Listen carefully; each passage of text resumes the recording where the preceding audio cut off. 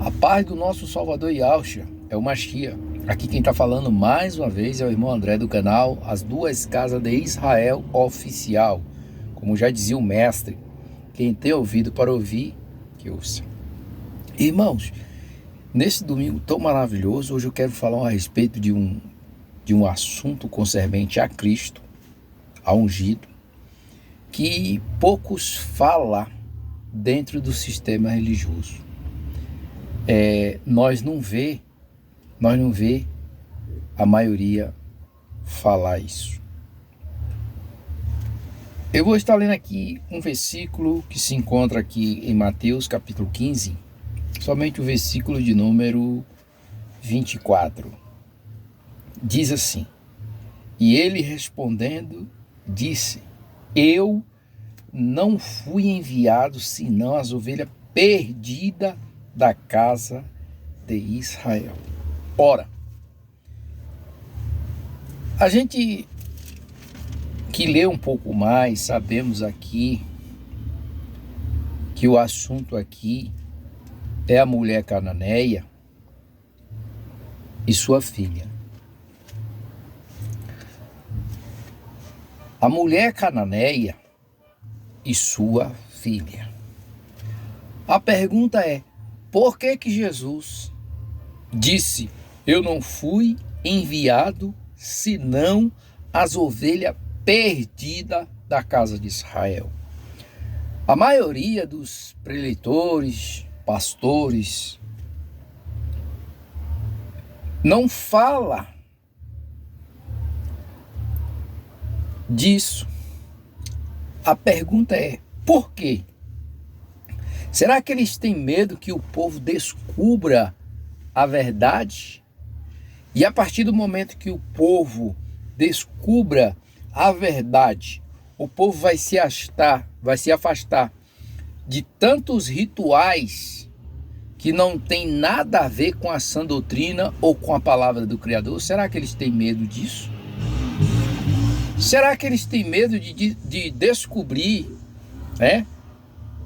a respeito do Mashiach enviado, as ovelhas perdidas da casa de Israel, e descobrir, quando eles começarem a passar a estudar a Torá, eles começarem a descobrir, que a única tribo que tinha por direito de cobrar dízimo dos seus irmãos era a tribo de Levi, da onde descende Moisés, Arão e Míriam. Essa tribo, ela tinha por direito, era a tribo que tinha por direito de cobrar o dízimo dos seus irmãos e ter sacerdote.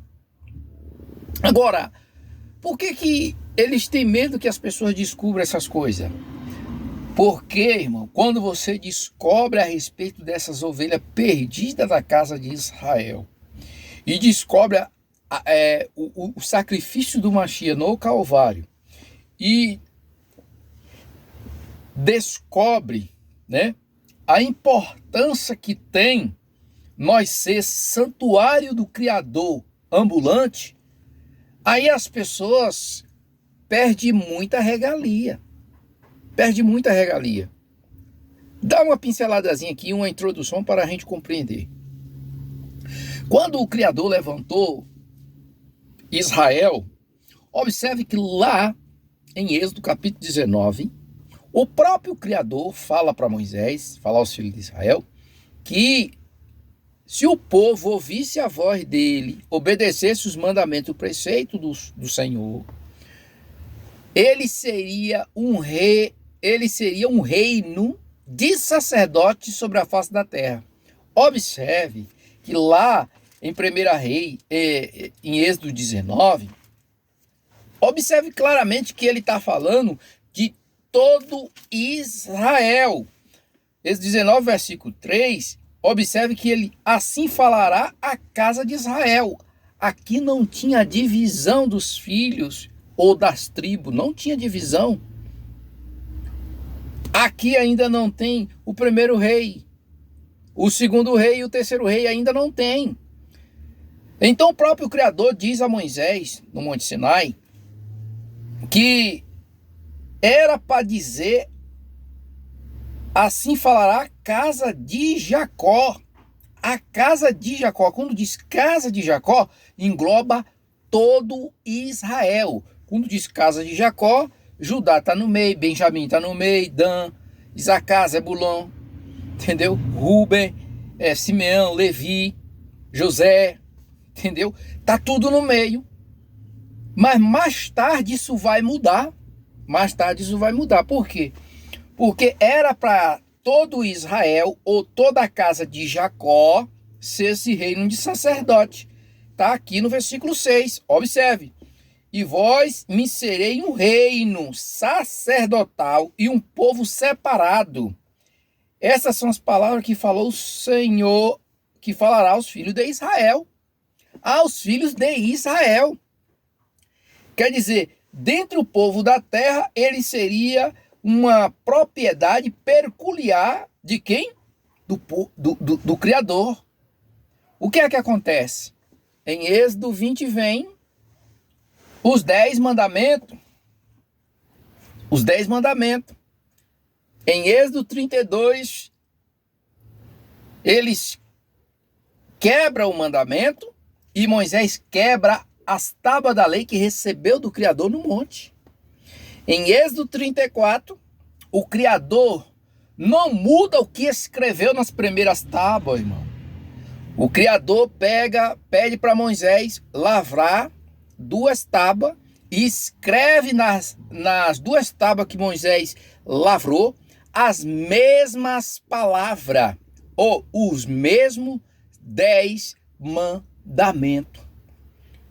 Agora, quando nós olhamos, irmãos, quando nós olhamos para Jeremias, capítulo 31, versículo 31, o que é que diz? Ele diz, eis que vem dia, em que farei uma nova aliança com a casa de Israel e com a casa de Judá. Por que o Criador está falando aqui em Jeremias 31, eis que vem dia que farei uma nova aliança com a casa de Israel e com a casa de Judá. Agora aqui já está dividido, casa de Israel e casa de Judá. Por quê? Porque essa aliança que o Criador fez com eles, eles quebraram. O Criador escreve os mandamentos para Moisés, nas segundas 2 tábuas, as mesmas palavras. Eles não obedecem. Eles não obedecem, mas estava escrita em tábua de pedra. Mais tarde você vai entender, Ezequiel. Entendeu? O que é que acontece? Acontece que vem Davi, vem Saul, e Saul reina sobre todo Israel. Saul reina sobre todo Israel, não tem divisão. Depois vem Davi. Davi reina sobre todo Israel. Não tem divisão. Vem Salomão. 1 Reis, capítulo de número 11 e capítulo de número 12. Quando Salomão vem, Salomão amou muitas mulheres. O profeta vai até Salomão e entrega a mensagem do Criador. Entendeu? Visto que o coração de Salomão se corrompeu diante do Criador, ele disse, eu vou dividir o teu reino. Vou dividir o teu reino, vou fazer isso no teu reino, porém não vou fazer enquanto você viver, por amor do meu servo Davi. Mas no dia do teu filho eu vou fazer. Salomão morre, antes de Salomão morrer ele pega Jeroboão, coloca, é um homem laboroso, trabalhador, coloca sobre a casa de José, pelo ramo frutífero, Efraim. Correto? Beleza.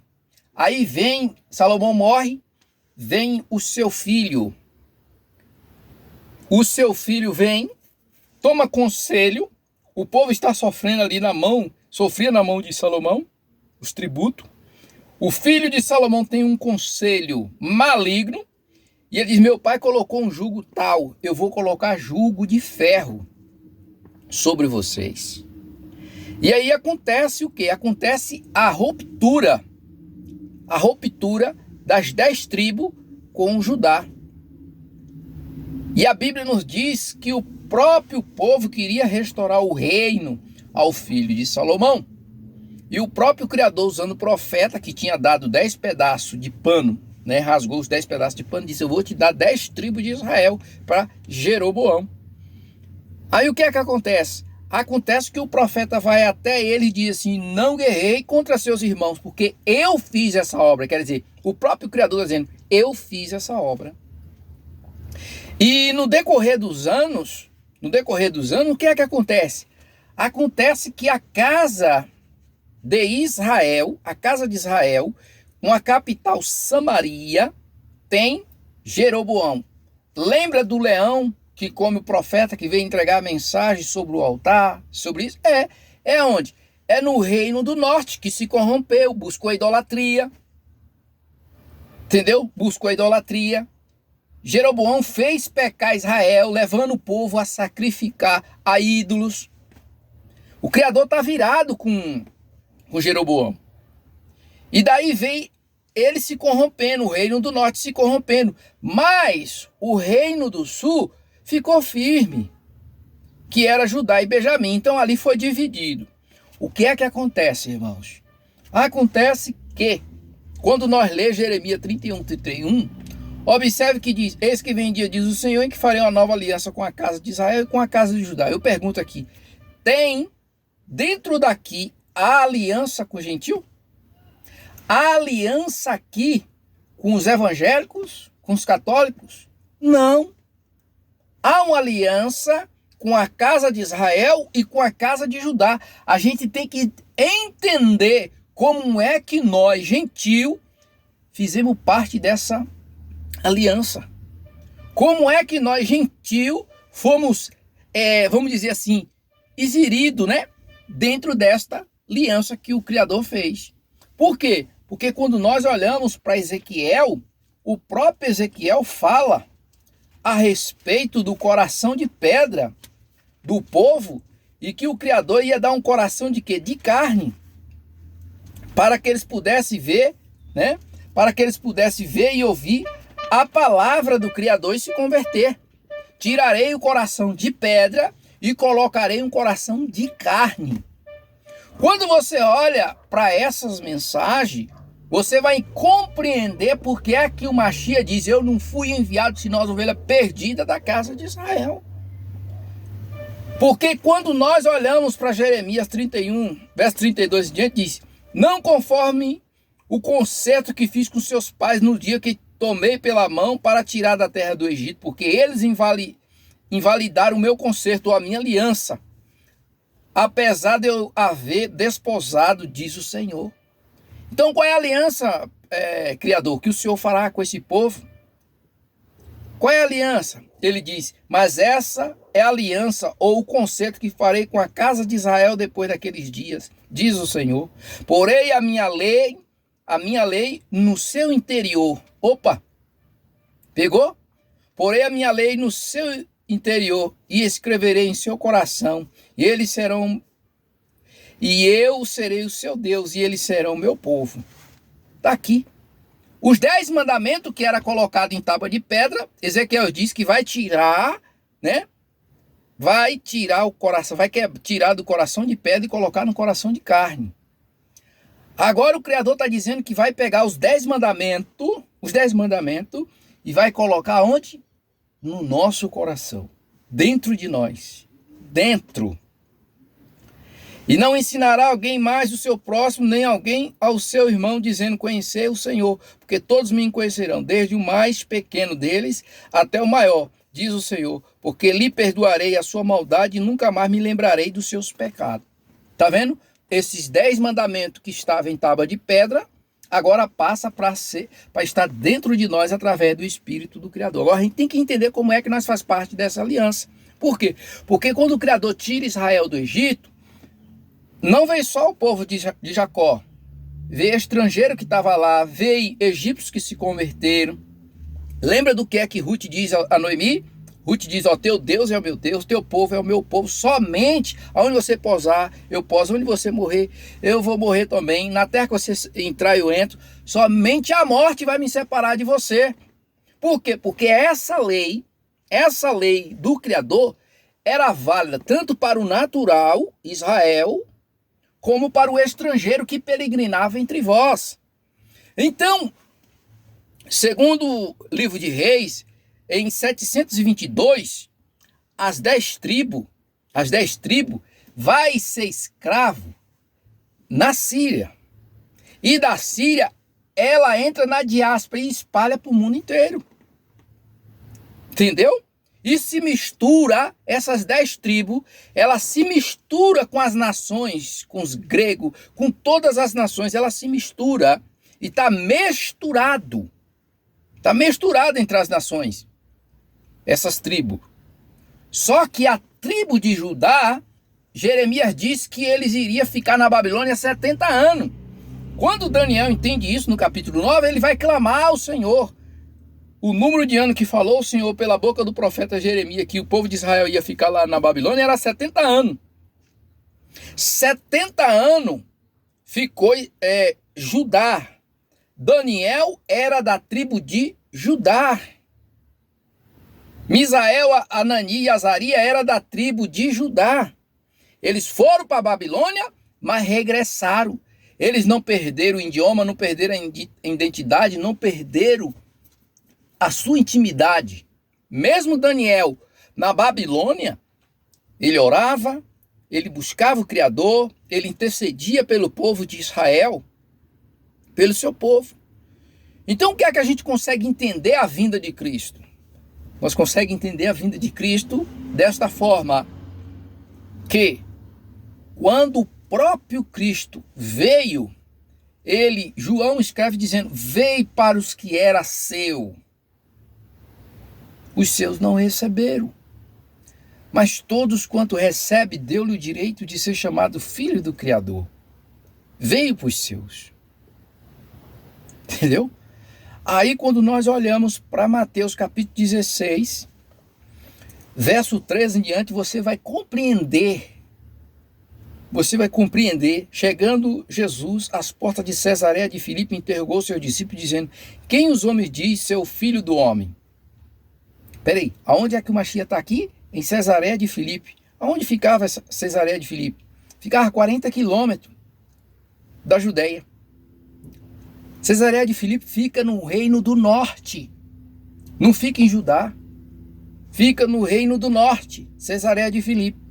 Então Cristo foi para onde? Para onde estava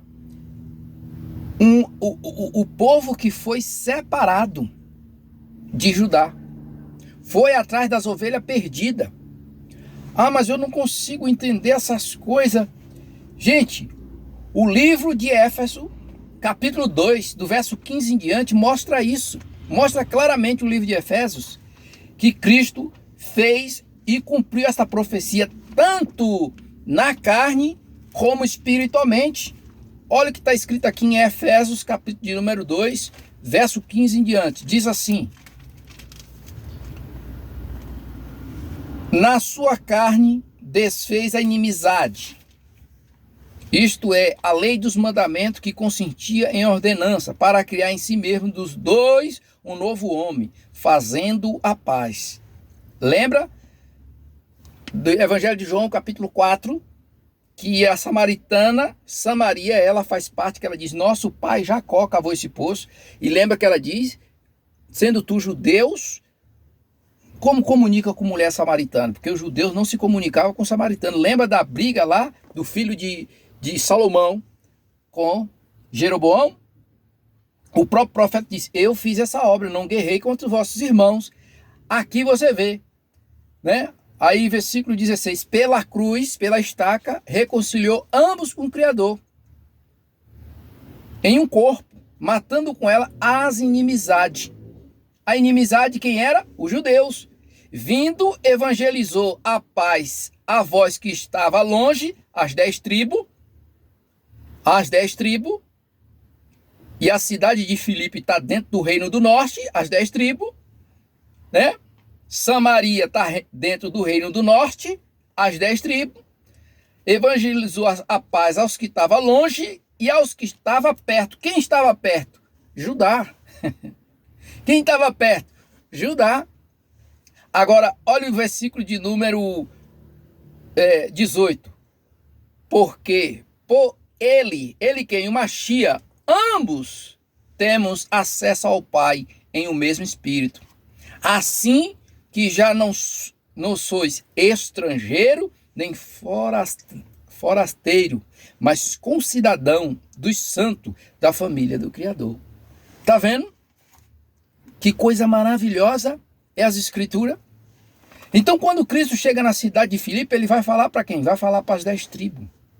E ele diz, faz a pergunta para com seus discípulos. Quem os homens dizem que eu sou? Um Jeremias, Elias ou algum dos profetas? Aí Cristo diz, e vocês? Quem vocês acham que eu sou? Pedro disse-lhe Pedro, tu és ungido, tu és Cristo, o Filho do Deus vivo. Jesus respondendo disse, bem-aventurado és tu, Simão Barjona, porque não foi carne ou sangue que tu revelou, mas meu Pai que está no céu. Pois também eu te digo que tu és Pedro, e sobre esta pedra edificarei a minha igreja, e as portas do inferno não prevalecerá contra ela. Está aqui, meus irmãos. O segredo de toda a sua vitória, de todo o seu milagre, de toda a sua bênção, está aqui nas Escrituras. A pergunta que o Machia faz para eles concernente ao povo sobre ele, né? O povo estava confuso, não sabia quem ele era, mas ele faz a mesma pergunta para com seus discípulos representando a igreja. E os discípulos disseram o quê? Pedro disse o quê? Tu és ungido, filho do Criador vivo. O Machia diz, também te digo, Pedro, não foi carne ou sangue que tu revelou, mas meu Pai que está no céu que te revelou. Também te digo que tu é Pedro, uma pequena pedra, e sobre esta pedra que você revelou, edifica a minha igreja. Ora, a igreja, o Machia revelou a sua igreja? Sim, ele revelou a sua igreja. E qual é a igreja do Machia? A igreja do Machia é todas as pessoas que estão construindo a sua vida espiritual em Cristo, como a pedra principal de esquina. Ah, mas eu não acredito nisso não. Olha 1 Coríntios, capítulo de número 11, capítulo de número 3, versículo de número 11. Diz assim, porque ninguém pode pôr um outro fundamento além do qual já está posto, o qual é Jesus Cristo. Peraí. Ninguém pode pôr um outro alicerce além do que já está posto, o qual é Cristo. O ungido, eu costumo chamar Yahshua Mashiach. Entendeu? Ninguém pode pôr um outro fundamento. E o que é que a gente vê hoje em dia? Muitos fundamentos. Porém, só tem um fundamento. E o fundamento é Cristo. Aonde é que você está construindo a sua vida espiritual? Por quê? Porque em Mateus capítulo de número 7, o verso de número 24, as Escrituras diz categoricamente, todo aquele que ouve as minhas palavras, né? Todos aqueles que ouvem a minha palavra e a praticam, eu comparo a um homem prudente que edificou a sua casa sobre a rocha. A rocha é Cristo. O próprio Pedro diz isso em Atos capítulo 4. Pedro diz claramente, ele é a pedra que vocês, edificadores, rejeitaram. Não era para os judeus edificar, mas rejeitaram. Pedro diz, ele é a pedra que vós, edificadores, rejeitaram. E até o dia de hoje, o povo, bem muita gente, está rejeitando essa pedra para construir a sua vida espiritual em coisas que não tem nada a ver.